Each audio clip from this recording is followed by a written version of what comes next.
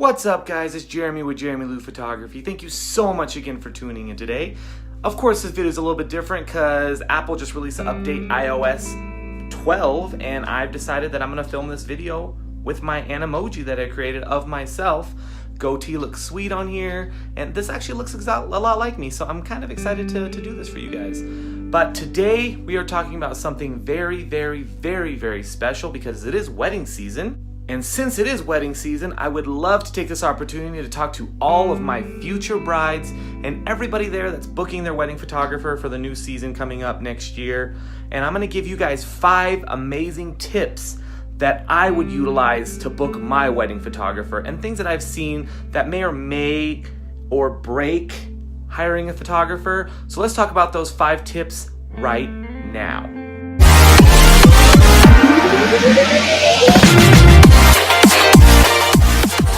Alright guys, before we get started on talking about the 5 tips for photographers, if you guys are new to the channel, please consider subscribing, click that bell for notifications, and of course if this video helps you in any way, give it a thumbs up. I'm holding my thumbs up right now, but you guys cannot tell.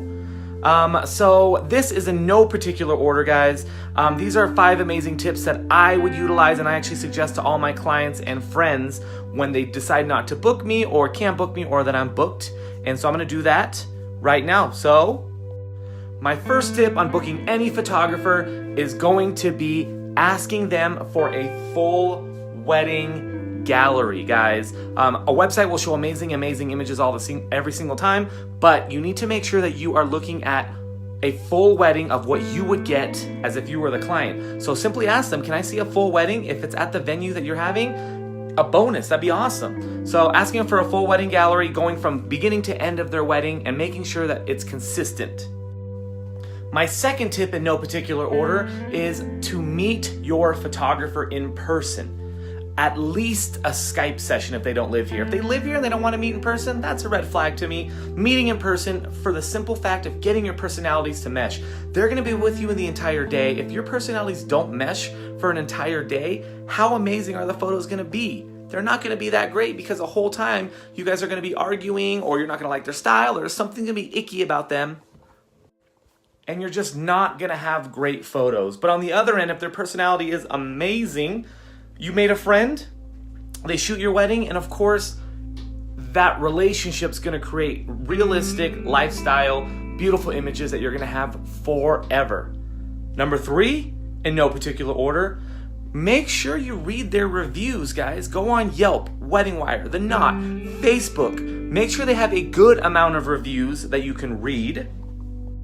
If they don't have too many reviews or limited reviews, go ahead and read the good ones and make sure you find any negative ones as well. And make sure whenever you do read anybody's review, the negative ones don't necessarily come out as true. It's just somebody might be unhappy, but if there's a response from the photographer, I always take that to heart because we run a small business and we need those reviews. And also people get mad and they feel like they can review. So not all reviews are legitimate reviews, but make sure you read their reviews and find a mesh of what everybody is saying. Another tip, number 4, of course in no particular order, is if you have the opportunity to book an engagement session, book an engagement session. Most of my clients will book an engagement session once they book me, but if you're on the fence with this photographer or you're not sure what they're going to be doing or they're offering you a great deal and you're just like, I kind of like you and I still want to go for it, then book your engagement session, book it soon so that you can see the images that they're producing, you can see your personalities mesh, and you can see how they treat you and your fiance while they're shooting you.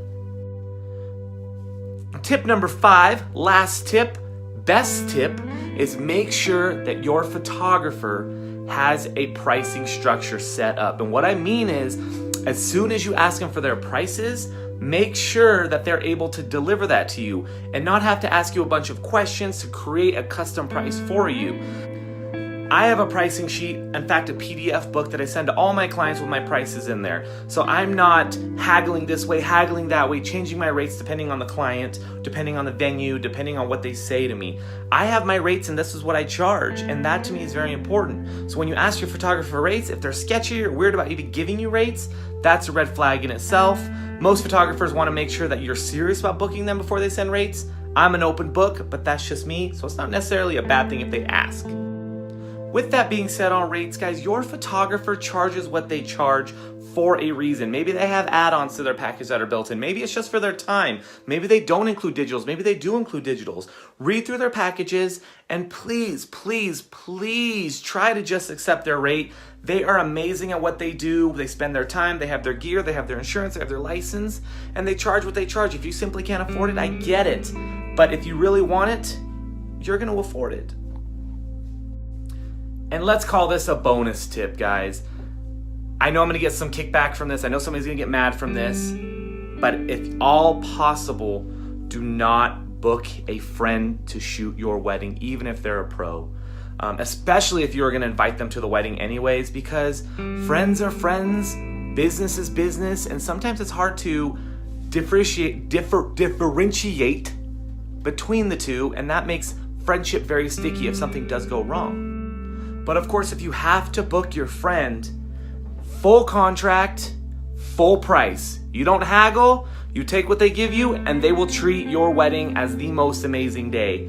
I only shoot a handful of friends. I've only shot a handful of actually family, and it's always been the same thing because I treat it as a full business. And if you can do that, then it'll make the wedding day so much more smooth. And if something does happen, you guys have that contract to rely on rather than you said you were gonna do this because you were my homie.